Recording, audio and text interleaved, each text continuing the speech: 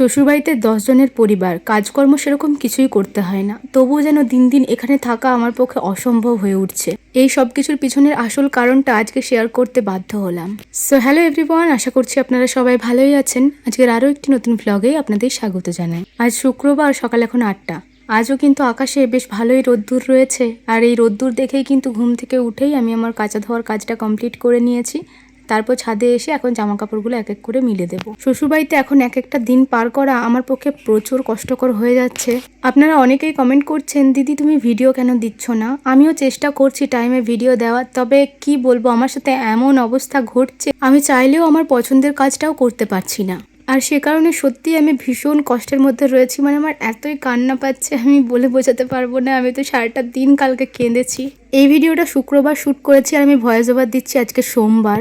এখানে থাকতে আমার কি কি সমস্যা হচ্ছে আজকে আপনাদের সাথে শেয়ার করব। কেন আমি টাইম ভিডিও দিতে পারছি না। সমস্যার প্রধান কারণ হচ্ছে আমার নীলের অভ্যাস। এখানে থাকলে নীলের পুরোপুরি অভ্যাসটা চেঞ্জ হয়ে যায়। বড়জোড়ায় থাকতে যেখানে ও সকাল 8টার সময় ঘুম থেকে উঠতো, এখানে কিন্তু ভোর 4টের থেকেই উঠে পড়ছে। এমনিতেই আমার ভিডিওর কাজকর্ম শেষ করে ঘুমাতেই 12টা বেজে যায়। তার উপর আবার উঠে বসে থাকতে হচ্ছে ভোর 4টের থেকে। নীল তো আবার 6টার সময় ঘুমিয়ে পড়ছে, তবে আমি কিন্তু আর পাচ্ছি না, কারণ এটা আমার শ্বশুর বাড়ি। বেলা অবধি ঘুমালে কিন্তু আমাকে সবাই বলবে এতক্ষণ কেন ঘুমাচ্ছি। না, আমার শাশুড়ি কিছু বলবে না, তবে শাশুড়ি বাদেও কিন্তু অনেক মানুষজন আছে যারা অনেক কিছুই বলবে।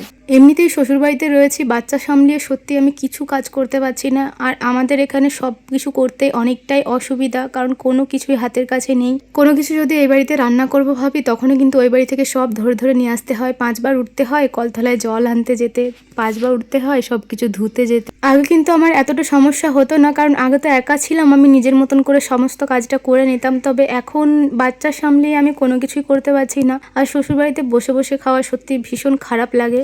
অনেকেই বলে আমরা তো সব করেছি, অনেক কথা শুনি, তবে কি আর করব, আমি পারছি না। বাচ্চা সামলিয়ে ভিডিও শ্যুট করে নিজের ভিডিওটাই এডিট করে টাইম মতো আপলোড করতে পারছি না। কাজকর্ম করারও সুবিধা নেই যে ঠিকঠাক করে কাজকর্ম করব। মুড়ি খাওয়া দাওয়ার পর তো আর ভিডিও শ্যুট করা হয়নি। আবারও যাচ্ছি আমি দুপুরে খাওয়া দাওয়া করতে। নীল ওদিকে ঘুমাচ্ছে, ওর জন্য খিচুড়িটা বানিয়ে রেখেছি, তবে এখনও পর্যন্ত খাওয়াইনি। আমি খেয়ে নিই, তারপর ওকে গিয়ে ও যদি উঠে যায় তাহলে খাওয়াবো, নয়তো যখন উঠবে তখন খাওয়াবো। তাহলে অনেকক্ষণ বিকালে পেটটা ভরা থাকবে, আর বিকালে তো খেলে ও বাইরে এসে কান্না করবে না খিদের জন্য।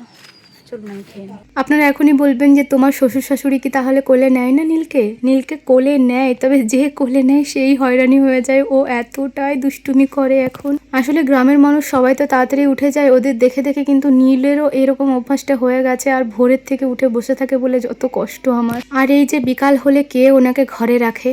বাইরে বের করতেই হবে, যতই গরম করুক। এত গরম, বাইরে আমি এসেছি ওর পিছন পিছন পাখা নিয়ে। মা আরে নিয়ে আসে জানেন তো, তবে আমার শুধু মনে হয় ওর গরম লাগছে নাকি ঘেমে যাচ্ছে নাকি, ঘেমে গেলেই তো ঠান্ডা লেগে যাবে। আর সে কারণে আমি ঘরে বসে থাকতেও পারি না, নিজের কাজও করতে পারি না। লাস্ট 2 দিন তো আমি কোনো রকম ভিডিও শ্যুট করিনি, কারণ আমি কোনো কিছু এডিট করে আপলোড দিতে পারছি না। এই জন্য যে আমি কি পরিমাণে কান্না করেছি আপনাদেরকে বলে বোঝাতে পারবো না। গত 3 বছর ধরে ডেলি ভিডিও আপলোড করে করে এমন অভ্যাস হয়ে গেছে যে একটা দিন ভিডিও না দিলে মনে হয় যেন কি করলাম, আজকের দিনটা তো শুধুই পার হয়ে গেল। তখন যেন আপনি চোখের কোণে জল চলে আসে। বাচ্চা নিয়ে বাড়ির চারিপাশটা দেখারও সময় নেই। আয়নাটায় যে ধুলো হয়েছে সেটা আমি ভিডিও শ্যুট করতে গিয়ে দেখতে পেলাম। যাই হোক, এই লিপস্টিকটা আমার ভাই আমাকে কিনে দিয়েছে বন্ধুরা, দারুণ সুন্দর। কিন্তু আমার তো ডার্ক স্কিন, আমার স্কিনে সব রকমের লিপস্টিকটা মানায় না। আমি লাল খয়েরিটাই বেশি মিক্স করে পরে লাগাই। তবে এই কালারের লিপস্টিকটা কিন্তু সত্যি ভীষণই ভালো লাগছে।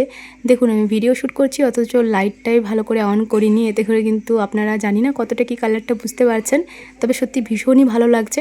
কখনো যদি আমি গেট রেডি ভিডিও শ্যুট করি তখন কিন্তু এই লিপস্টিকটা পরবো, আর দেখতেই পাবেন যে কেমন লাগছে আমাকে। আমার মতো যারা ব্রাউন স্কিন টোনের রয়েছেন তারা কিন্তু এই লিপস্টিকটা ট্রাই করতে পারেন। সত্যি ভীষণই ভালো লাগছিল। মাত্র 100 টাকার দাম লিপস্টিকটা নিয়েছি আমি মিন্ত্রা থেকে। ভিডিওতে আমি প্রোডাক্টটা ট্যাগ করে দেবো, আপনারা চাইলে ওখান থেকে পারচেস করতে পারেন। এই ভিডিওতে আর কারো নাম নিতে পারলাম না, সবাই কমেন্ট করবেন, পরের ভিডিওতে নেব।